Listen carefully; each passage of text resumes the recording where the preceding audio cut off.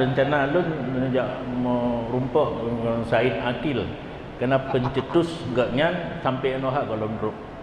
Jadi hang kita pegah merikut hukmu ala syekh far'un an tasawuri, baru dia pegah bumpu hakikat apa hakikat Islam Nusantara di media sosial. Nah lun baca tapi lun hanya yakin itu tafsir masing-masing.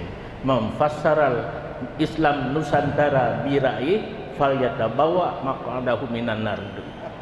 Handi mayang-mayang atagok nyo lagi atalung tastafi bedahur lain ya boh makna hanjir kagebuh makna le abu no betul nyo salah kalau tham itu atalung apa menanti Islam Nusantara ata S Said Akil Sirat SAS SAS itu menan UAS SAS ilung pura has behana itu tastafi dengan MPTT nyo nak mangan muthaban tapayah takun tastafi MPZT MPZT MPTT pak beda dua.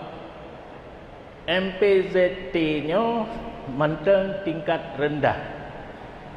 Itanya bidang syariat, fikih, tauhid, tasawuf. MPTT tingkat tinggi, hakikat dan makrifah. Kan tempat menaen, getanya menaen orang raya. Sebenarnya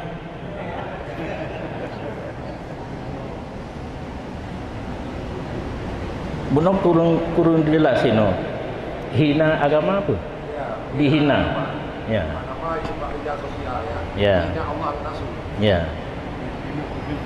Dino letan dalam media sosial penghinaan terhadap Allah dan Rasul. Nyen itanya hantar tu orang pegat. Nyen konsep lawan.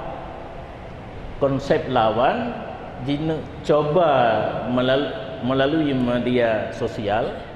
Kadang-kadang na orang katanya yang hantim orang terpengaruh. Orangnya mitangon. Jalurnya adalah nyo tastafi yang kalau gelantik le pengurus Kabupaten Buno tak terapkan betruk udesa. Betruk udesa. Karena pakan walaupun pengajiannya kana barokon tetapi tidak dikoordinir oleh satu organisasi.